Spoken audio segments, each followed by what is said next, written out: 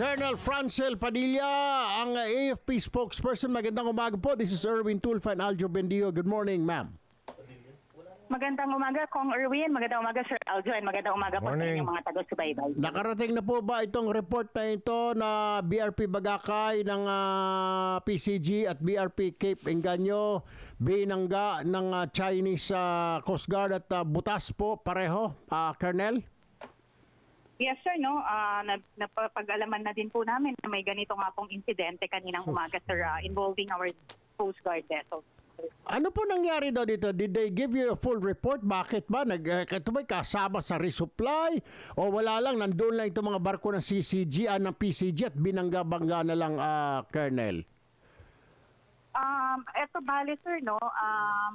Coast Guard, ito na operasyon, sir, no? They were on the way, sir, to supply po yung kanilang tropa din po dun sa area, sir. Yung details po can be very well discussed po sa Coast Guard, but ito nga ang napag-alaman natin, sir. Binangga nga po sila with the illegal maneuvers and aggressive maneuvers po ng Chinese Coast Guard vessels. So, meron na po bang, I don't want to preempt anything, Colonel Padilla, pero it seems like our ika nga netizens, our people are getting, are fuming in anger na mismo sa teritoryo natin binabangga-bangga lang yung barko natin at wala po tayong reactions, wala po tayong magawa kundi merely is a diplomatic protest. Would you happen to know maybe within the next few hours, few days ang AFP leadership hanggang sa pinakataas ay merong gagawing aksyon? Are you planning to do something about this other than diplomatic protest, of course, by the DFA, Colonel Padilla? Sir, sa side po ng Sandatahang Lakas ng Pilipinas, of course, sir, we always give our commitment, sir, to perform our mandate to protect the sovereignty of our territory, sir. Right. So with this report, sir, kung ano po, sir, ang mandate for the armed forces to act on, we will do so accordingly, sir. So if, for example, the chief executive will finally say, send our Navy there and stand their ground, so our Navy will go there and stand their ground. Tama po ba, Colonel Padilla? Kong Erwin, no, by all means, we will perform our mandate to do so, sir. We are prepared, we are ready, sir, for any eventualities po. Meron naman po tayong contingency plans that are in place.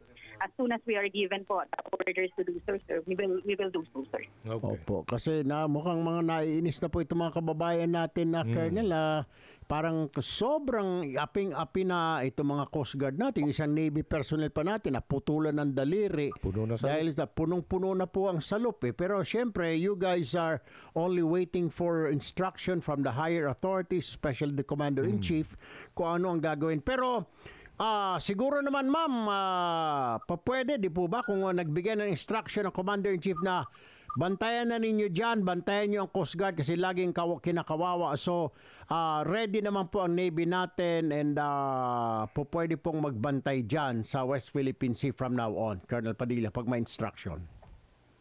Yes, Kong Erwin, we are always ready po, no? At any one time, sir, we are patrolling naman po at that area of bodies of water dyan.